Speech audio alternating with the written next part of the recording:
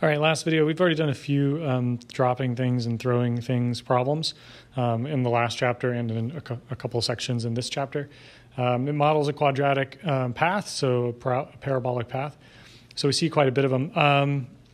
Previously, we had done this where we're just dropping something. Negative 16 t squared is gravity, and then I would just put the height that I was dropping it right here in feet, and that would give me a model. Now we are going to add like this idea of launching or throwing something. So throwing something up or throwing it downward will give it some direction of its original launch, and we'll be able to get a model. So instead of dropping it, we're now throwing things. That's the big difference. So when I drop something, I've got gravity, and then I have my starting height.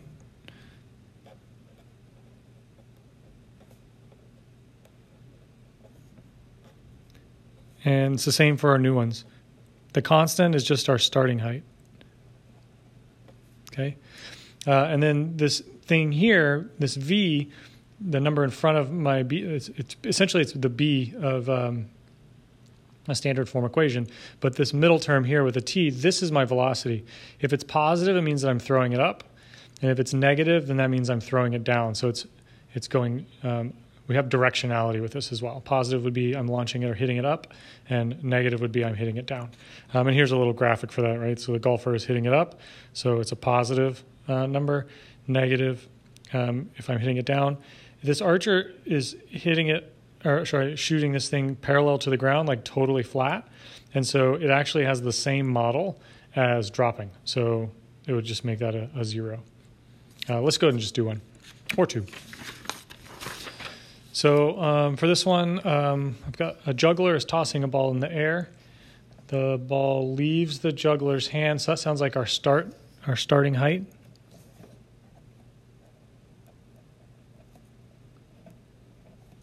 H sub 0, H sub naught. So it's starting at 4 feet, and then they're throwing it up, right? That's how juggling works. So that'll be my velocity, and then it comes back down. When is it going to come down and reach 3 feet? I guess that's what it's saying. How long is it in the air? So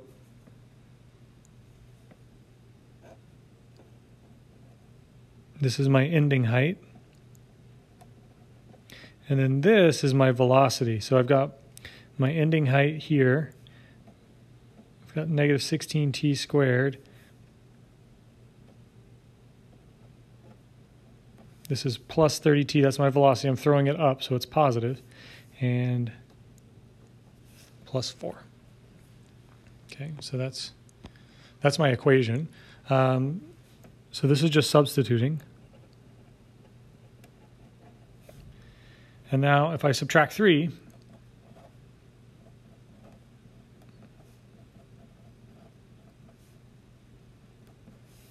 I've got a standard form equation.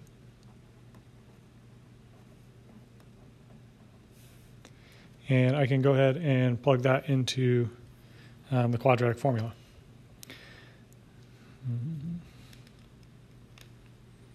So let's find the discriminant.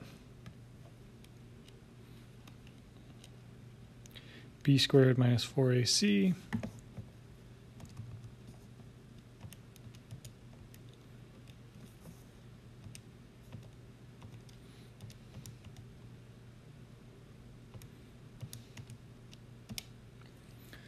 (964). So I have x equals negative b plus or minus the square root of 964 all over 2 times negative 16. This is a word problem, so it would be reasonable to go ahead and change these into to have decimals here. So I'll go ahead and split this.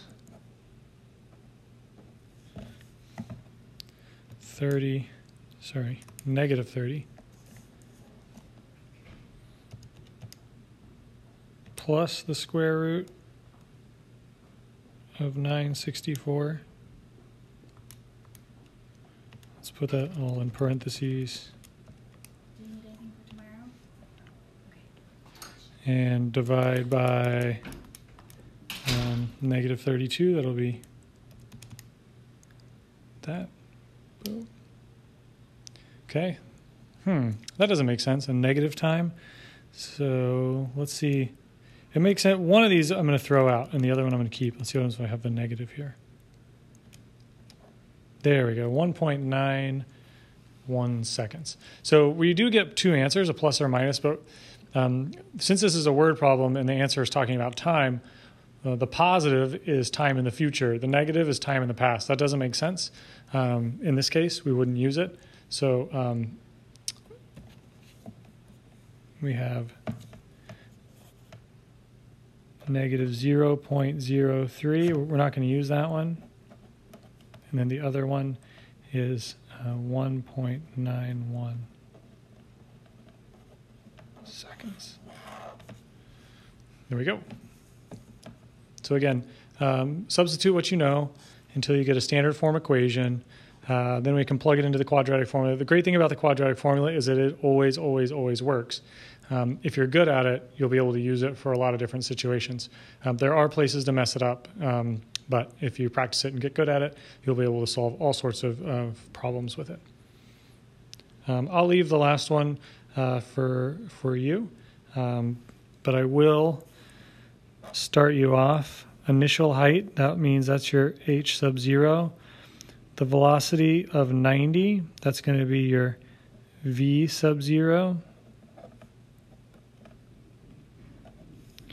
And again, the ending height is 3 feet.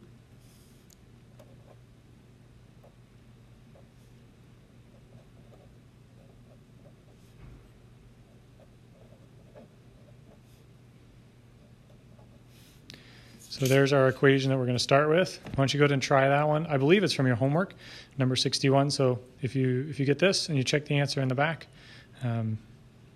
use the quadratic formula. If you check the answer in the back and it works out, then you've already done that problem. Good luck.